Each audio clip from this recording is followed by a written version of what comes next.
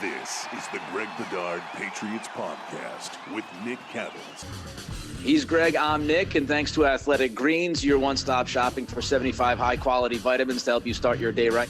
Greg, let's jump right into the headlines. There's a lot to talk about before we get to this Bills game and our thoughts on the finishing wraps of the 2022 season.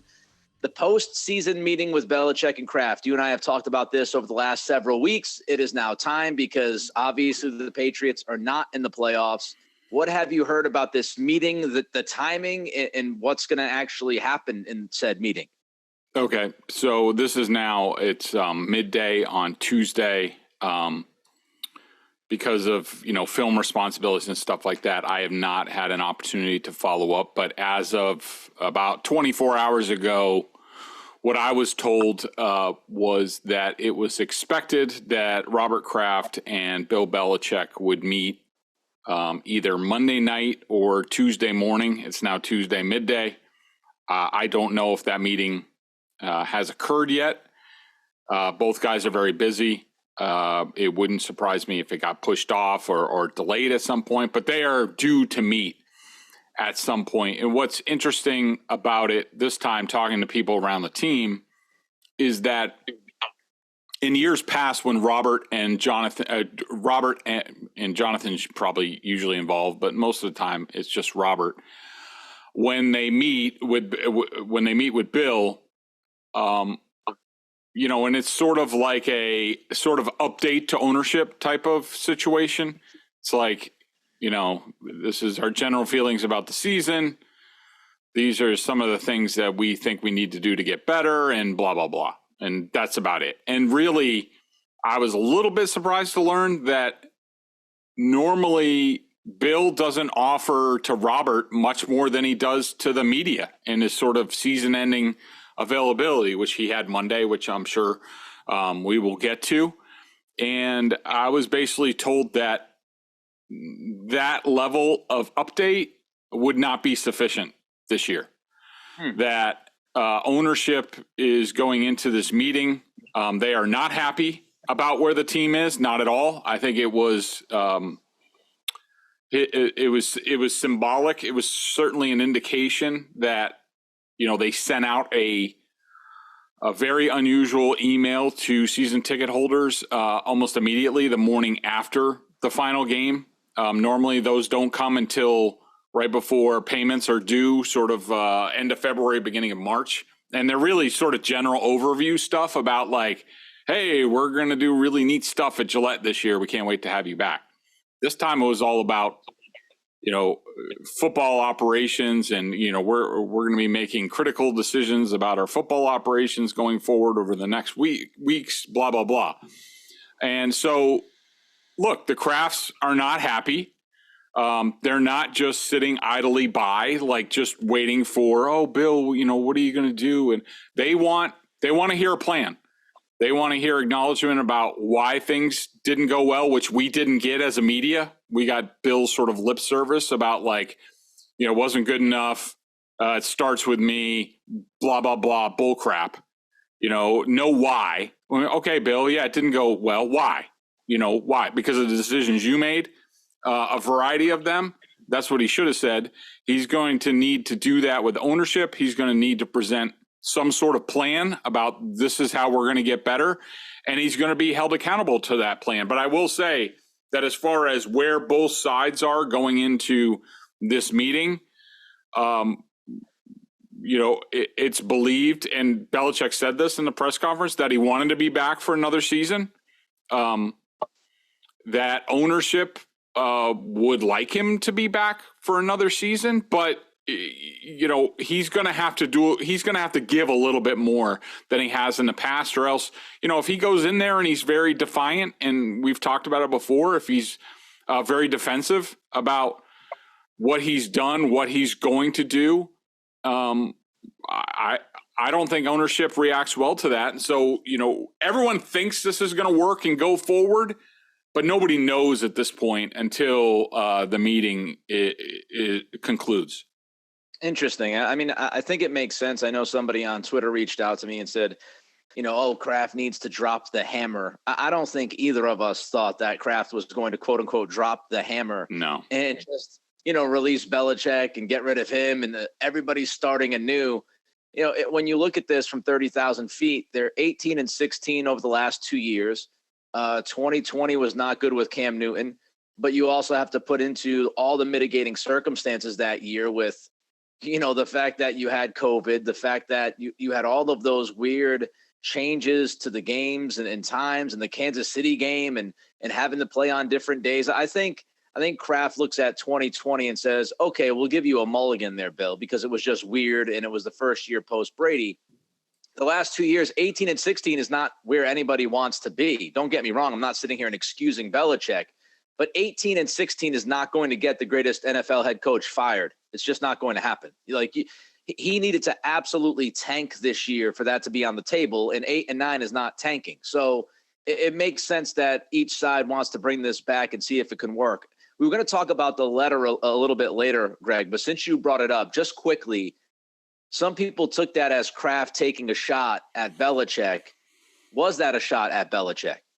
As far as I know from people that I've talked to, that was basically the Kraft saying to their fellow fans, because they are fans first of this team, we hear you. We are vigilant about our role as owners, stewards of this team. We're not happy.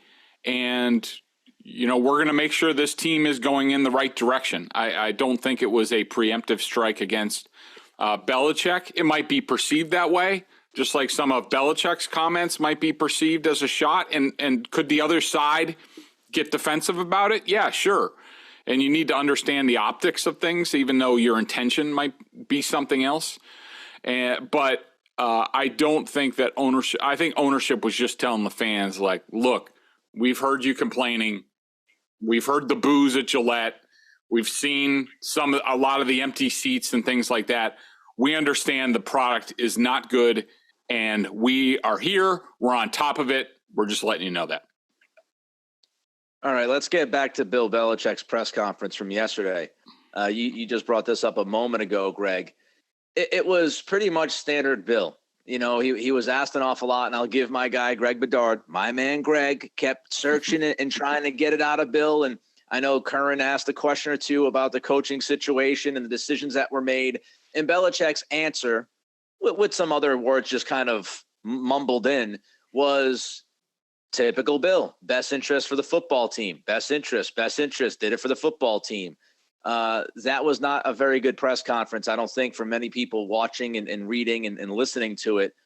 Greg, the question is, Belichick, we kind of expect that from him, even though it would be nice for him to come out and say, hey, look, guys, some of the decisions I made did not work out.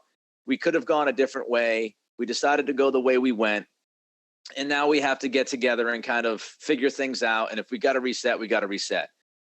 But Belichick in front of the microphone in the media versus Belichick behind closed doors, to fans and listeners who might be frustrated by the press conference like we all were from Belichick in the media. Is there a difference between Bill in front of the media and behind closed doors when it comes to the decisions that he made last offseason that backfired on the offensive side of the football? Well, I mean, that's an interesting question, Nick, and a good question. And I think I would answer it this way. I think that I don't think he's very accountable to his football team and to his players, which I think is a problem at times, especially when you're not winning and you're not being productive. And an offense that was productive with a bunch of new guys a year ago goes to being basically a laughingstock around the league. And I don't think Bill has taken accountability for that. And that's a problem. I think it's caused I don't know how to term this, dissension in the ranks. People are disgruntled, that's for sure. But at the end of the day, he might not say it to his coaches. He might not say it to his players. But at the end of the day, I know Bill Belichick to be honest and accountable to himself. And what I mean by that is Bill's, like we've talked about before, it's my understanding that Bill realizes that he screwed up this offense, that it's his fault. He screwed this up. He made the wrong decisions. He was just wrong. It would be wonderful for everybody involved, and not just us, but also as players, if Bill would just do that, just say that, say the words. I mean, that was my frustration yesterday, and that's why I gave him another opportunity when I asked him, considering how poor the offensive statistics were across all categories. I asked him, do you think you put the offense, the team in the best position to succeed? And I laid it there. It was a softball question. Yeah. And he could have just said, he just should have said, it's obvious from the results. And as you said, Greg, the statistics speak for themselves, that the decisions that I made as far as the offense in a variety of ways did not work. That is on me. It is my fault. I am going to do everything I can to correct it so that, our players can succeed. Our coaches can succeed. It was my fault. You just could have said that, and everyone would have been like, there you go, Bill. But of course, he didn't do that. But I do think in private, Nick, at the bottom line is Bill Belichick, even at, going on 71 years old now, he is not so set in his ways that he doesn't think he's infallible. He won't admit it publicly, but to himself, looking in the mirror, looking at the team on film, he realizes what's there. He realizes he screwed this up, and he's going to try to figure out a way forward for the football team. Now, is that going to work out? Is this going to be good for the Patriots? We're just going to have to see. But I do think that he's accountable to himself.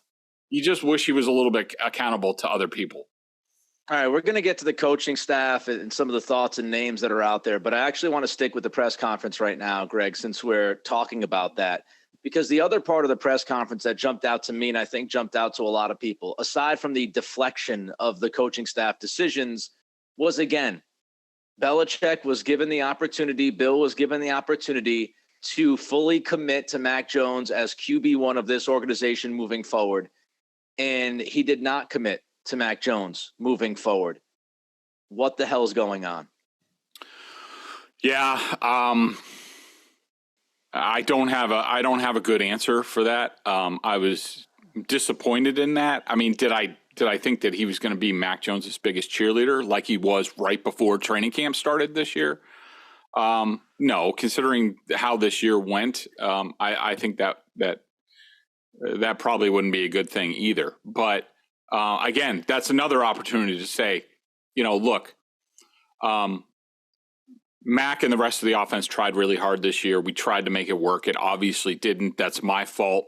I don't think that a lot of them should be judged. We shouldn't make sweeping judgments about their careers and where they are about what just happened this year. We weren't a good offense. That's obvious, but there were a lot of things that went into that, and it starts with me, that I put them in that position. Of course, he didn't say that because Bill, wouldn't take any responsibility, even though he said, I'm accountable. It was just lip service. If you want to believe that Bill was really saying that, go ahead. But,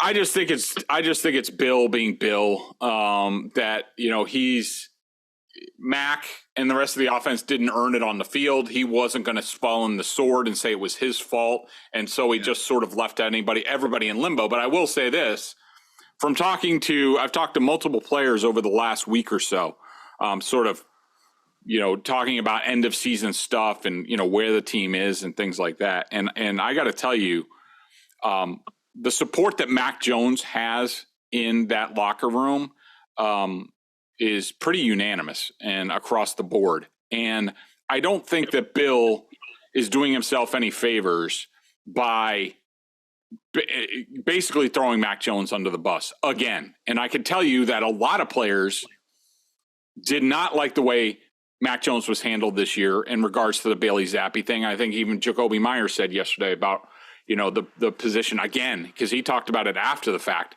but again reiterated the tough position that Mac Jones was put in. I'd say that's across the board as far as the offense, and certainly some of the defensive guys thought that Mac was done wrong by the Patriots, and people didn't like that. And they're going to continue not to like how Bill is handling Mac Jones because they believe in him And,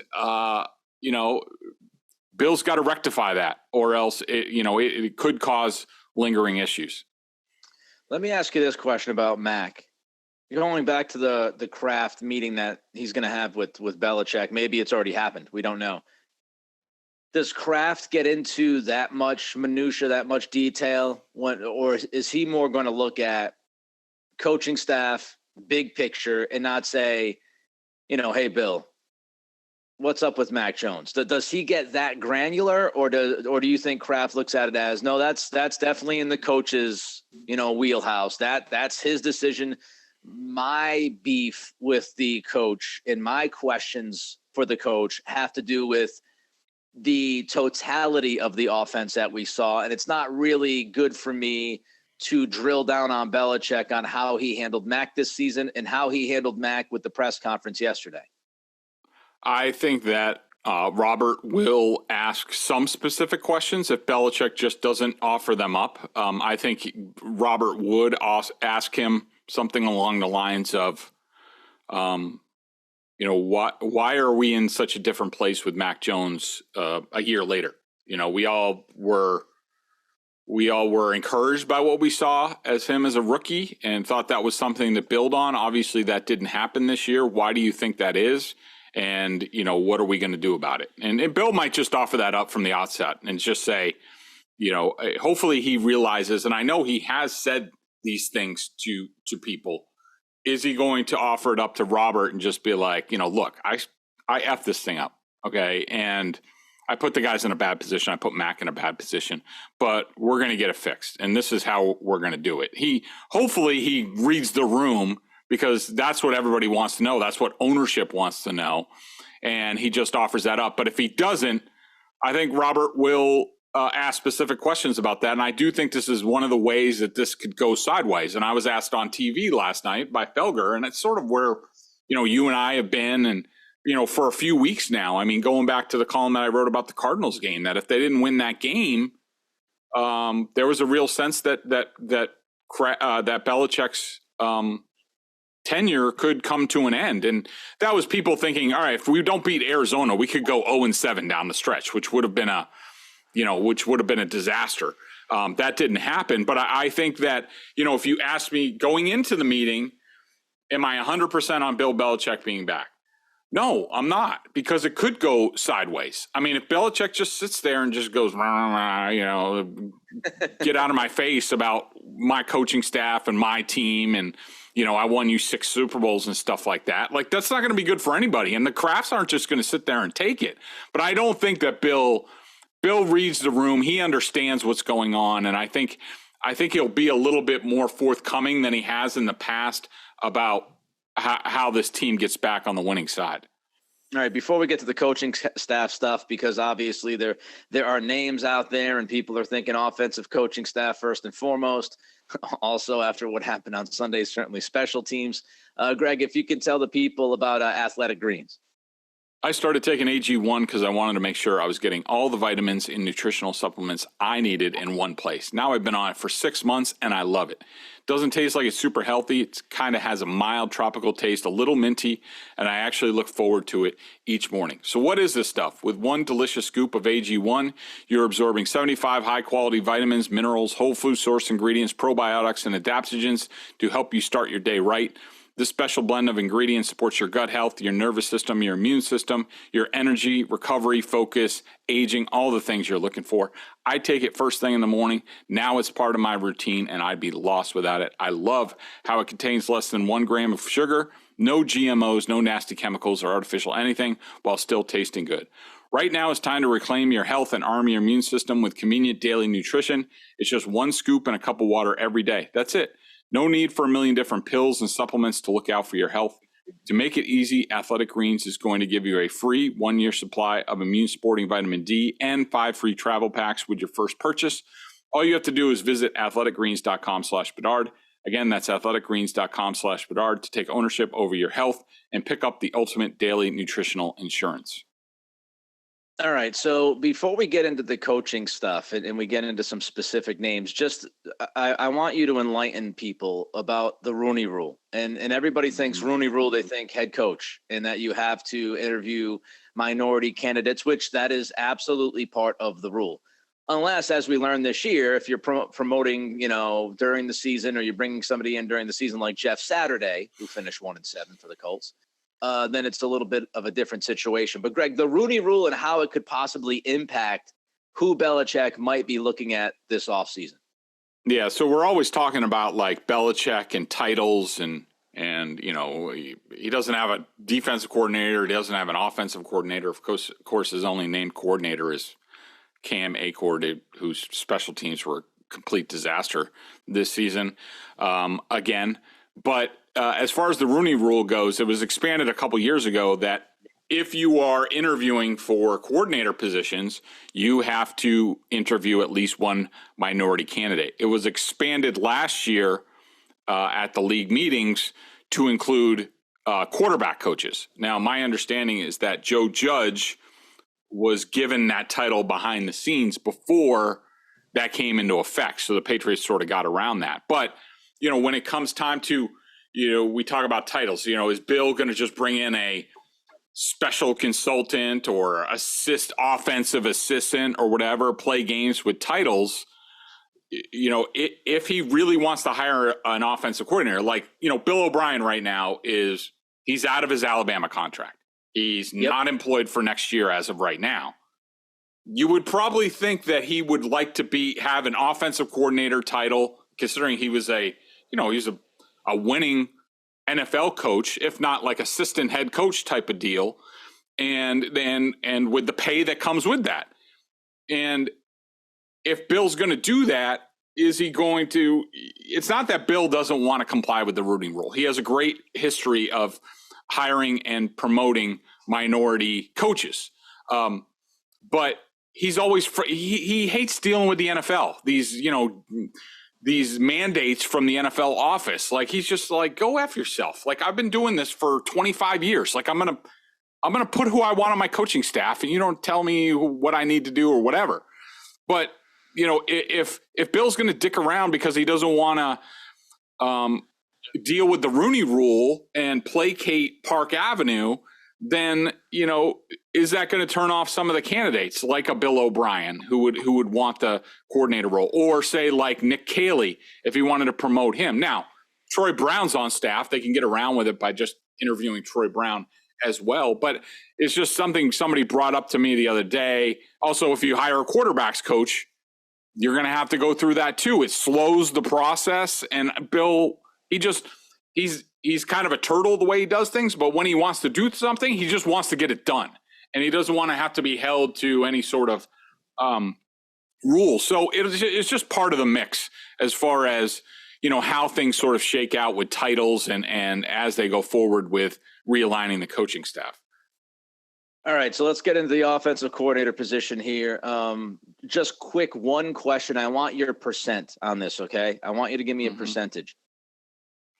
Matt Patricia returns as offensive coordinator for the New England Patriots in 2023. 20%. Thank God. If you said anything above 40, I would have lost my mind. All right, so let's look at let's look at the people that are out there. Okay, there's a lot of names, and what I'm going to do is I'm just going to run down a few names, and then you take it where you want to take it. You can tell us which one you think is most likely, least likely, whatever. So Bill O'Brien, you just mentioned, out of his Alabama contract, he's available. Cliff Kingsbury, fired by the Arizona Cardinals yesterday on Black Monday. He obviously has a history with Belichick, the Patriots, yada, yada. His name's been brought up. Adam Gase is somebody who Belichick has had conversations with in the past. He is available. He is out there. That could be a possibility. Chad O'Shea has experience with the Patriots offensive system. He was the offensive coordinator down in Miami for a year. The players bitched and said that the system was too technical and difficult, so he was let go. He's been coaching Cleveland, I think the wide receivers or tight ends in Cleveland for the last couple of years. Chad O'Shea is available. And finally, a name you just brought up is Nick Caley, tight ends coach. He was somebody we talked about last offseason about maybe being promoted. Out of those five guys, Greg, just kind of give us the landscape as to how you feel each one could work, or where you think Belichick might be looking first. Well, my preference, and I'm sure Bill's preference, is sort of to stay in the family. I think O'Brien's the leader in the clubhouse. I would hope it would happen. I think that this most recent Bills game, if, some people are tantalized by these other systems and whatnot, specifically Kingsbury. If you look at this Bills game, they ran more of the traditional Patriots under center play action offense in the first half, and that was the best the offense has looked all year. It fits what Mac Jones does. It's why they drafted him. I think just for a second, because I just want to highlight this, that Greg and others, this podcast, we've been saying all year long that it would be better to run the system that Mac is better in, under center, more play action, and they do it on Sunday, final game of the year, and Mac looks the way he looked, and the offense looks the way that it looked compared to the rest of the season. So I just want to point that out. Curious decision to then go back to that offense in the final game of the year, and then you saw some of the results. Go ahead, Greg. I completely agree with you. I mean, I think that's the best thing for Mac Jones and the Patriots offense as a whole is Bill O'Brien, and I think he's the leader in the clubhouse. Chad O'Shea, I don't know. I like Chad. I don't know. I don't think things ended well with him here. I think he was another one of these guys who got sort of sick of what was going on here and let his contract run out. And, he ended up going with Flores. I think that, Cliff Kingsbury is a hot name out there. My thoughts on it are, if you bring him in, you're talking about a third completely different system in 3 years with Mac Jones. It's not ideal to me.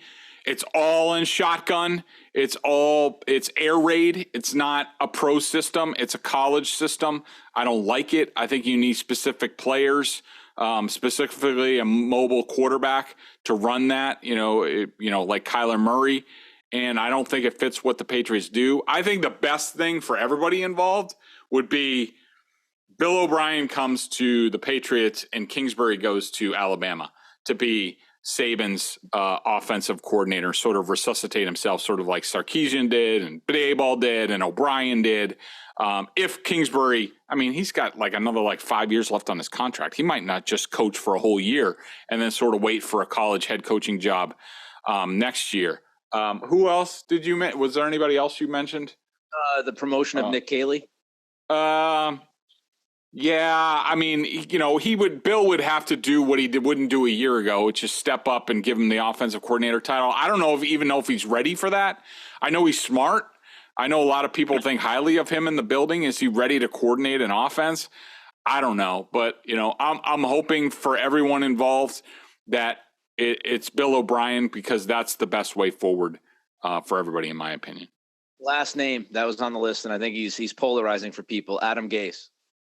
Oh, I like Gase, and he as an offensive coordinator, he's really good. He really is. He got, before Tannehill got hurt that 1 year in Miami, he had Tannehill playing way better than anybody thought he could. And I think he has some history in the Patriots system. He would know how to make it work for Mac. He's very good with quarterbacks. He's very good at melding systems. He did that with Peyton Manning coming to the Broncos. He would be sort of my second favorite guy after O'Brien, because I think, and I know Bill thinks about him a lot. He thinks highly of him as an offensive mind, and he had to deal with him. And Gase knows how to game plan and call plays. He really does. Now, is he a head coach? No, but a lot of people aren't. All right, we're going to leave some on the chopping block before we get to this Bills game, but I do have to ask you one more question about this coaching staff. Actually, I'll try to sneak in too. Jerod Mayo, he's now a free agent. What's the future hold?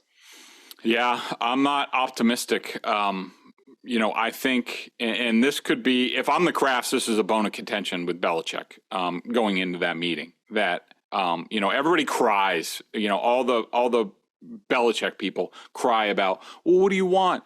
There's been a brain drain. These coaches left and these front office people left.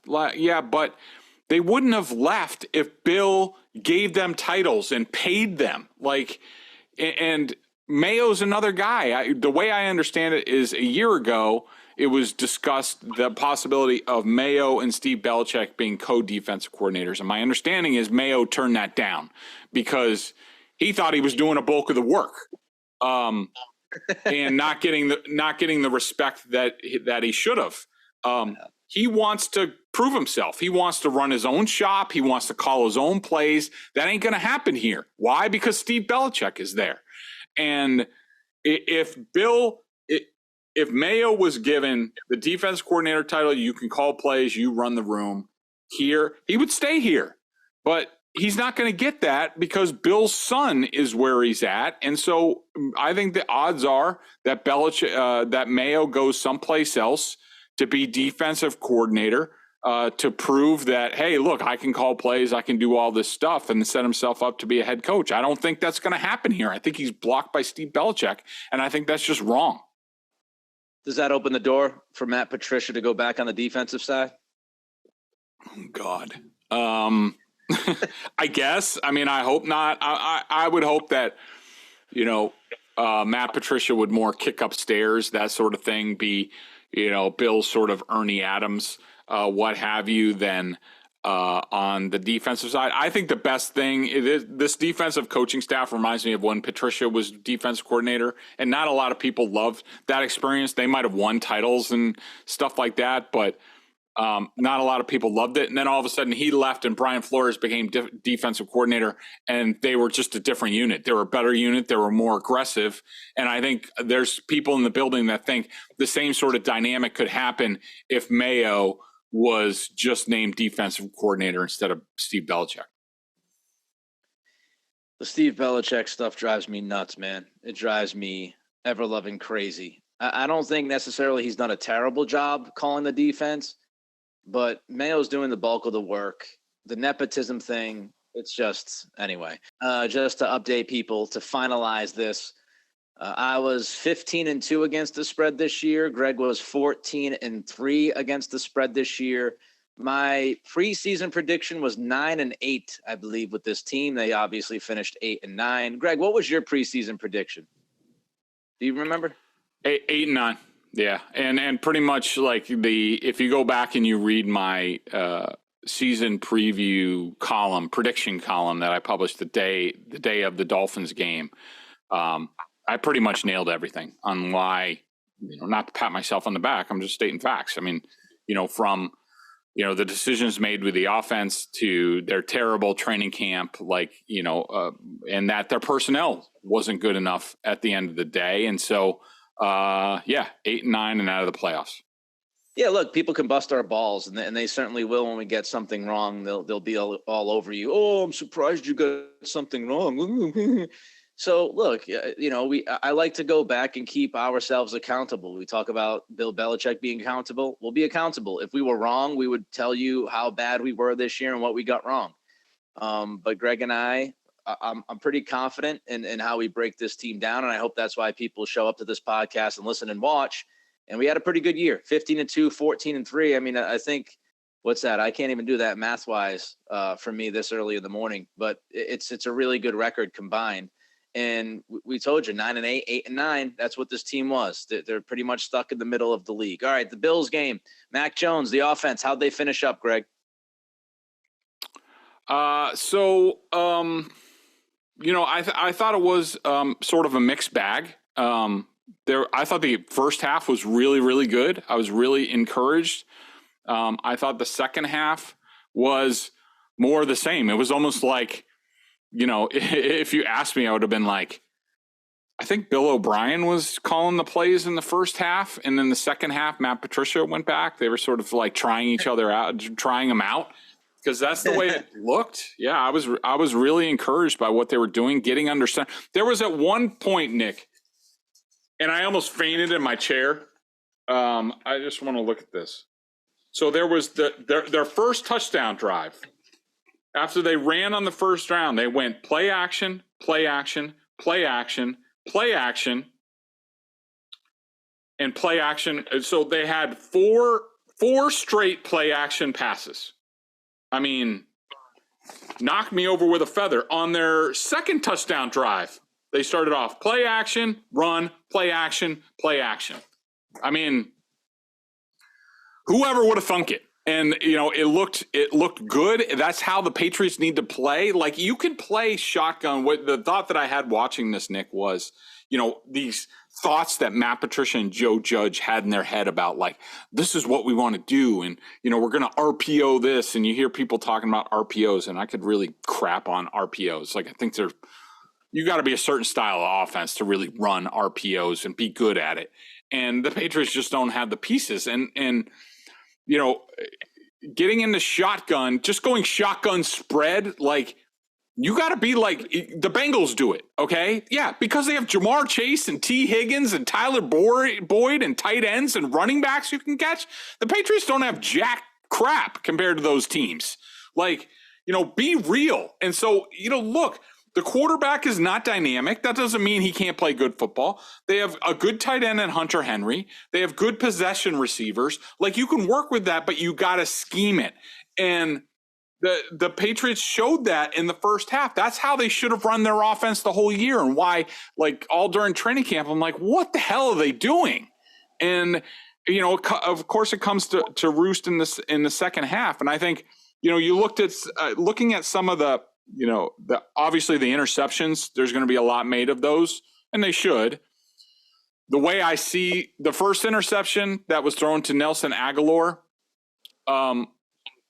do I think Mac could have thrown a better ball? Do I wish that was Devontae Parker? Yeah. Do I think Nelson Aguilar gave great effort? No. And what's interesting is that the touchdown later on to Devontae Parker, the one down the left sideline, that was almost the same identical play. The cornerback played it the exact same way. And guess what? Mac put it in the same spot, and Devontae Parker fought for it and went up and got it and scored a touchdown. Whereas Nelson Aguilar just gets a little bit of contact, and he's just like, and then sort of gives a half effort. Just shows the difference between the two players. I thought the Hunter Henry interception, that's an interesting one, Nick. A couple of facts on that play. Cole Strange gave up a pressure. I think that Mac Jones had to throw it because of the pressure about a half a second earlier than he wanted to. It was a half a second before Hunter Henry really got out of his route. I think if Mac Jones had a half a beat, I think it's a touchdown. I thought the ball was actually placed in the right place, but it looked worse than it was because Hunter wasn't quite ready for it. And he only got, it was up there. He got one hand on it. If he sees it coming, if he turns around and sees it coming, he goes up strong. It's in a perfect place away from the defense where he catches it, scores a touchdown.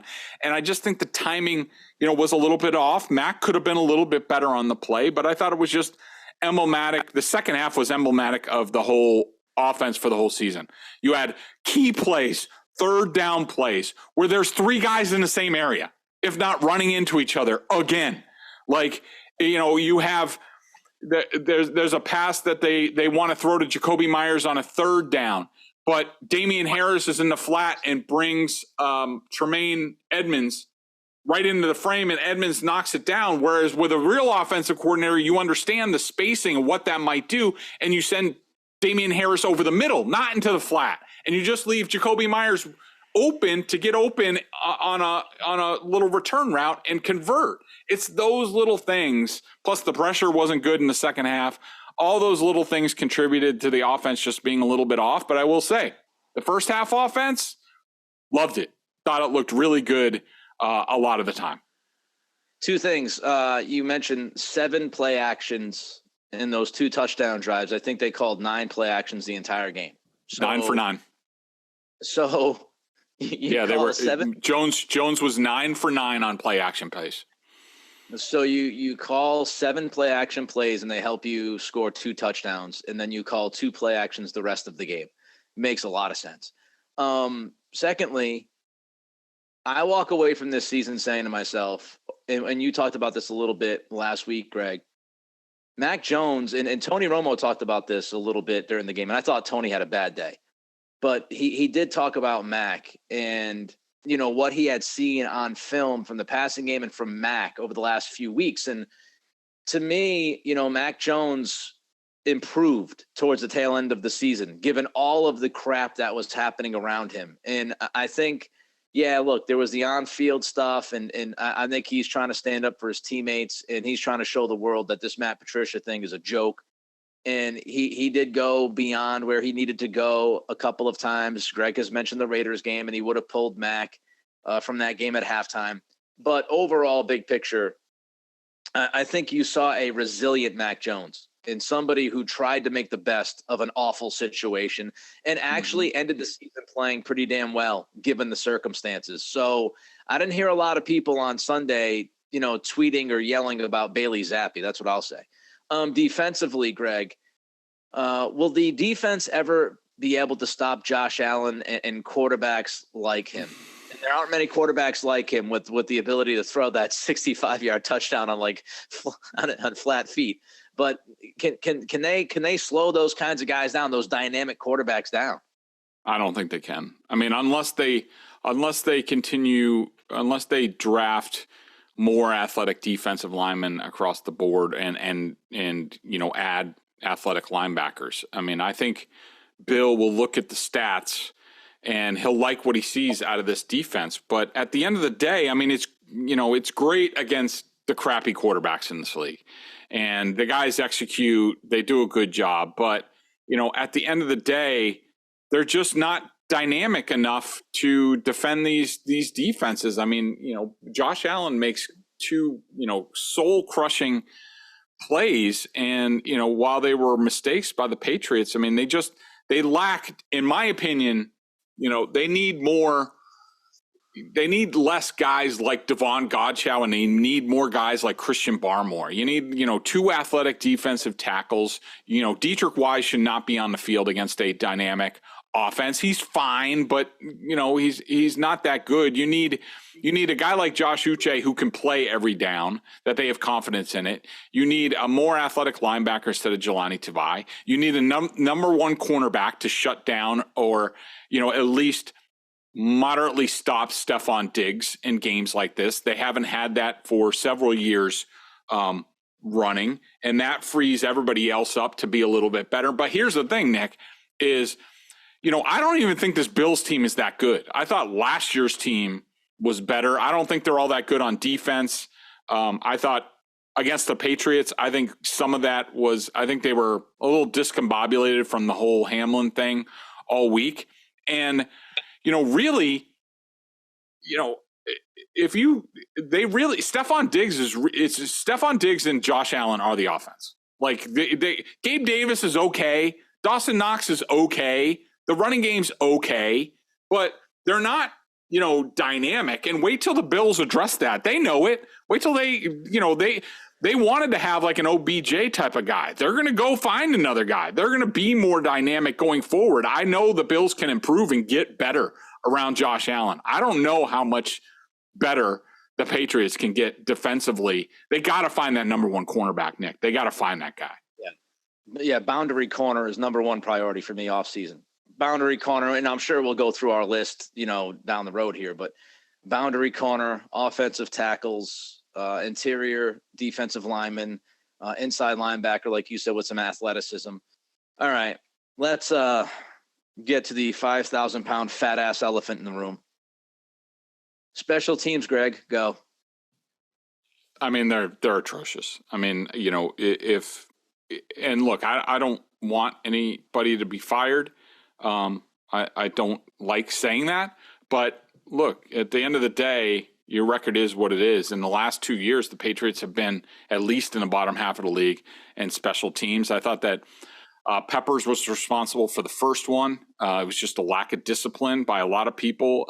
I think there was one of the new guys, his name's escaping me right now, was on the other kickoff. And what's funny is like everybody wants to be like, well, the defense was only responsible for X amount of points against the Bills.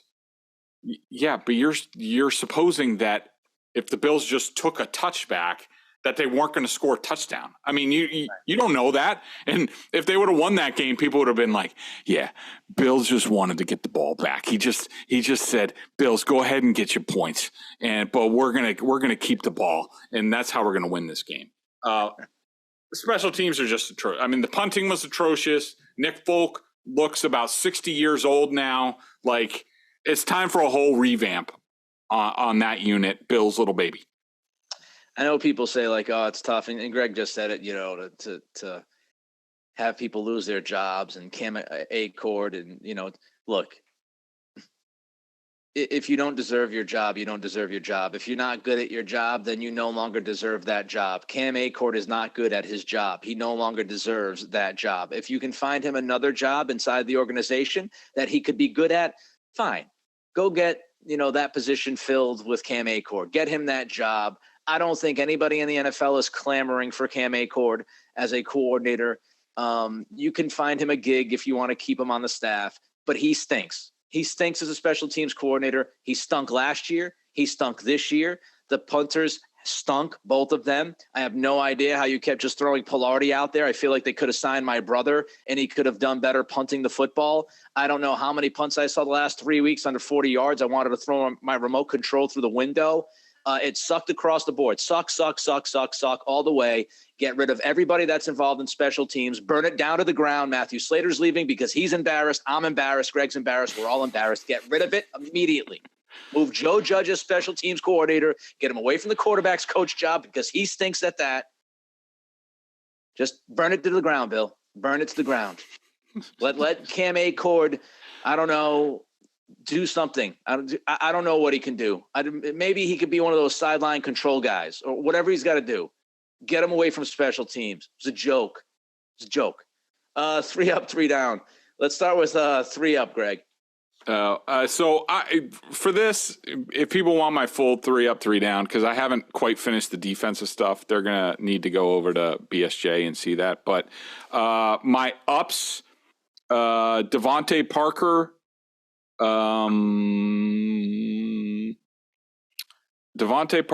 Jacoby Myers, and Kendrick Bourne in this game are my ups. My downs, Connor McDermott, Trent Brown, Tyquan Thornton, and I also want to throw Ramondre Stevenson in there because he had a drop, he had a fumble that went out of bounds, and he gave up another quarterback hit. Again, he had some good plays in this game, but again, I think he was out of gas this year. I didn't watch the all 22, obviously, but to me, I'd probably throw Barmore in there. 3 up. I thought he was pretty good. He flashed. Yeah. 3 down, Miles Bryant. And I know he's being asked to do more than he should be asked to do, but several plays he's involved in seem to blow up. The second kickoff return, my God, that tackle attempt, fire it into the sun. That was hideous, Miles. It was hideous. Looked like he was trying to hug somebody who's running away from him. I don't know what the hell that was. It was brutal. And Nelson Aguilar, again, good job, good effort, buddy. He's gone. He looked good at camp. Great. Then he can't consistently catch the football or give effort. So, Nelson, it's been fun. You made a lot of money the last 2 years, but you got to go, bud. All right, BSJ member question of the day, BostonSportsJournal.com. $39.99 on the annual plan. You know all about it by now. What is the question of the day, Greg? So it's just sort of jumping off point, something we didn't touch on, but our Quayne says, and this is a point off my column that I wrote, the Patriots haven't drafted a player who made the Pro Bowl since 2013. And so basically I just we didn't really touch on it that much, but Bill's comment about how the Patriots have been 27th in cash spending the last 3 years, which was an astounding comment. And while I don't think it was a shot at the Krafts hate when that stuff's talked about. And I just wanted to provide my counterpoint if I'm the Krafts, which is, well, Bill, first of all, you didn't want to pay Tom Brady. That was your decision. You could have offered him a contract and kept him here and kept winning, but you decided not to do that, so that's on you. You took a dead cap year basically in 2020 where you didn't want to pay anybody. You wanted to rectify the cap. That was your decision. You made it. And the bigger thing is, look, Bill, if you would draft any young talent that we could extend, we would love to do that. The problem is you haven't drafted any of those guys. You've had guys like, Malcolm Butler, Jamie Collins, Joe Tooney, Stephon Gilmore, J.C. Jackson. Are just some of the guys they could have extended, decided not to. The one guy, the last guy that they gave a big extension to was Shaq Mason, and they traded his ass before the end of the extension.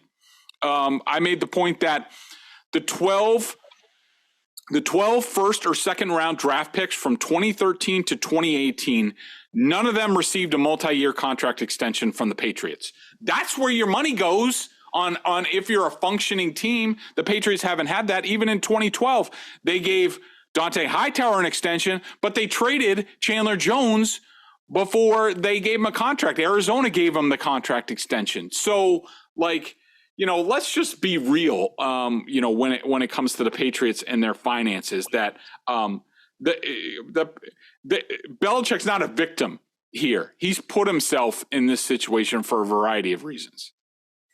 It's a fascinating answer, given that he was asked about the 21 free agency period, and he decided to look back over a 3-year period and give you the average of money spent instead of just answering the question directly, which was, hey, man, how's the 2021 free agency class doing? All the money you spent, Jonnu Smith and Hunter Henry and those guys. How's that look? And Bill's like, well, I think if you look back at 3 years, what? Huh? Who? Why? Why'd you go there? That wasn't the question, Bill. Why are you moving the goalposts, Adam Jones? Why are you moving those goalposts? Anyway, well, if anything breaks, if anything big happens, we will certainly cover it here. We are always ready. His name is Greg. I'm Nick. It's the Greg Bedard Patriots Podcast with Nick Cattles, brought to you by Athletic Green. Till next time, everybody, let's wish. And if you're a religious fella or lady, pray that Matt Patricia is gone by the end of January as offensive coordinator. Till next time, be well.